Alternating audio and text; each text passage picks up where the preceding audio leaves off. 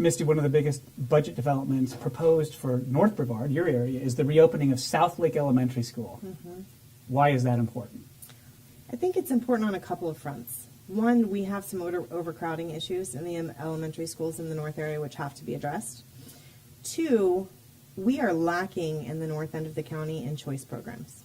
And that has been an issue that I have heard from my community since I started advocating for education long before I was even on the board, is that we don't have choice for the students in the north end of the county, and we have to do something about that. So it meets two needs. One, it provides that choice option for the north end of the county. And two, it helps us to address those capacity issues so we don't have to potentially look at bringing in more portables, building additional schools, that sort of thing. So we're very excited about the possibility of the school coming to the north end. I think the community is excited and appreciative of the fact that they're being given this opportunity because it's been so long that we have been without.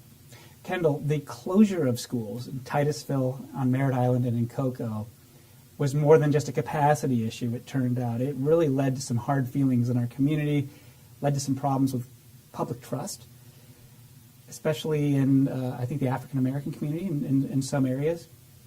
Will opening South Lake mend some of those relationships? What's your take? Well, I think I look at it in two ways. I mean, I remember that a night when Dr. Blackburn presented, I think it was December 15th, happened to be my wife's birthday, his long-term strategy. And one of the things Chairman Belford referenced was this concept of equity. And the return of South Lake is really a manifestation of having that discussion. If you recollect that night, there was a young man who was going to the 7th grade, and he says, hey, look, I've got a friend who lives in this part of the county, and they've got the opportunity to attend this particular type of program. It may have been gifted or something of that nature. And he says, it doesn't exist on my end of town. Will I be able to do that? And I thought it was probably the most compelling statement of the night. And that night, there started to be some discussions about equity. And so seeing the reopening of South Lake, and particularly the type of programming that's been discussed, I think is going to be a step in the right direction. I would agree with you that there were some challenges of the past.